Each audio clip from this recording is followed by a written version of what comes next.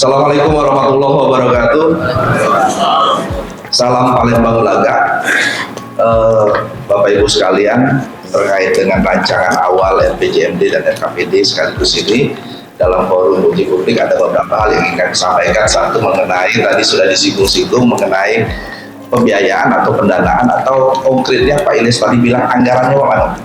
Nah, jadi terkait dengan pembiayaan ada beberapa hal karena tadi disampaikan bahwa isu besar dalam penyusunan RPJMD RKPD ini salah satunya adalah Undang-Undang Nomor 1. Di situ ada dana transfer, di situ ada mandatory spending. Jadi silakan, kalau tadi sudah disinggung ada angka 30% untuk pegawai, 40% infrastruktur dan selanjutnya. Tetapi yang ingin kami cermati adalah kualitas pembiayaan dan pendanaan yang kita susun dalam ranual RPJMD ini. Bahwa untuk sektor pendapatan daerah itu kalau saya lakukan rasio terjadi pertumbuhan di kisaran tidak sampai kurang lebih lah ya 3%. Jadi ini mungkin menjadi tantangan tersendiri dengan jumlah pertumbuhan pendapatan daerah yang sedemikian. Perlu ada seperti yang sudah disinggung oleh Ibu Regina tadi bahwa kita harus melakukan solutif terhadap pembiayaan pendanaan yang bersifat kreatif dan inovatif.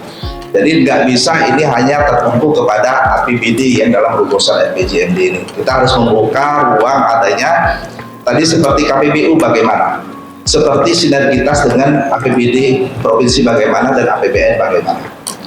Dan untuk itu terkait dengan fiskal ini Bu Perlena yang kami akan coba sedikit masukan saran kita lakukan bagaimana kemandirian fiskal. Kalau kita lihat, kita mengharapkan fiskal di Kota Palembang ini dalam sekian waktu yang akan datang semakin mandiri. Oke, kita sekarang baru turut mandiri.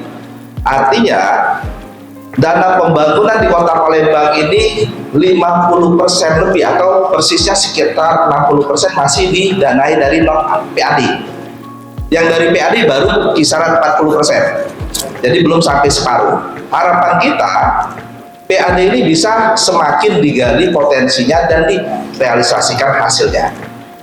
Tetapi di dalam RPJMD ini tolong nanti kita bahas bersama lagi Bu Perlena, angkanya jangan turun. Saya lihat 2006 rasio kemandirian fiskal kita menuju 2030 itu mulai dari 41 turun 40 turun 38 39 finish 38 rasionya. Jadi nanti akan kita koreksi, baiknya kita menuju tuh semakin kuat PAD kita untuk mendanai pembangunan dibandingkan dana PAD atau dana transfer. Itu yang pertama. Kemudian kita juga harus memperhatikan mandatori yang tadi, selain dengan belanja pegawai maksimal 30, belanja infra minimal 40, belanja pendidikan 20, dan belanja kesehatan 10, itu sudah menjadi mandat-mandat yang harus kita patuhi dan taati. Itu yang pertama, Bu Perlena, sifatnya saran masukan saja. Yang kedua, terkait tadi bahwa di dalam pembangunan sudah ada visi misi program. Tadi sudah ada visi misi program, programnya program strategis. Kalau boleh mengusulkan dalam forum yang baik ini, kami dari BPKAD pengennya yang konkret aja juga kita masukkan. Proyek strategis. Jadi kalau sudah program kegiatan, bagaimana proyek? Kalau di pusat kita biasa dengar PSN. Presiden mulai dari Pak Jokowi, Pak Prabowo mengeluarkan proyek strategis nasional dalam rangka untuk mewujudkan program visi misi daripada Bapak Presiden. Di daerah yang lain juga ada proyek-proyek strategis nasional. Saya kira baiknya juga kita munculkan di dalam dokumen rencana pembangunan ini tidak hanya sebatas berhenti di program strategis, tapi proyek strategis. Tadi sudah ada disampaikan semisal bagaimana rencana dari Pak Ruby tadi, jalan lingkar ya Pak ya. Nah itu bagaimana kelanjutannya? Apakah APBD kita itu harus sinergitas dengan pola-pola pendanaan yang kreatif tadi, dengan APBN, dengan APBD provinsi, atau dengan pola-pola KPBU dengan pihak badan usaha baik negara maupun daerah. Silakan saja Bagaimana dengan Palembang peduli, yaitu jaringan gas? Bagaimana dengan kolam retensi kita? Bagaimana dengan jalan baru atau Jabar Lingkar Palembang tadi? Nah, kalau kami mengusulkan, tidak ada salahnya mungkin di dalam dokumen perencanaan pembangunan ini juga dirumuskan proyek strategis nasional yang mungkin itu akan sinkron dengan waktu pembangunannya itu melebihi dari 1 tahun, Bu Regina. Jadi yaitu multi years. Jadi harus masuk ke dalam dokumennya RPJMD. Karena ini proyeknya kalau strategis, artinya manfaatnya langsung pada masyarakat, dampaknya luas, pertumbuhan ekonominya terukur, dan kesejahteraan mudah-mudahan tercapai.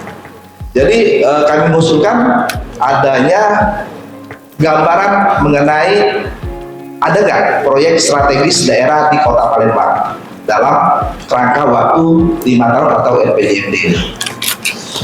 Nah, yang terakhir mungkin juga kalau sudah ada proyek strategis daerah, di situ by name, by address, by nominal and value-nya, sehingga kami juga usulkan untuk nominal angka pendanaan atau budgetnya itu juga dirumuskan ini sumbernya dari mana.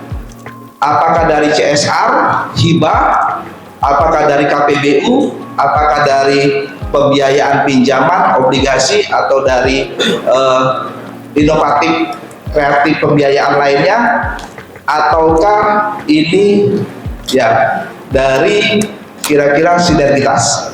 Jadi mungkin itu saja yang kami sampaikan, satu mengenai koreksi atau tambahan untuk melihat lagi kualitas pembiayaan, kedua PSD bukan PSN, strategis daerah, proyek strategis, yang kemudian pendanaan pembiayaan kreatif rasanya perlu kita kedepankan mengingat APBD tidak akan mampu menyelesaikan seluruh pembangunan ini secara cepat, karena kita lihat tadi pendanaannya kisaran pertumbuhannya tidak lebih dari 3%. Terima kasih.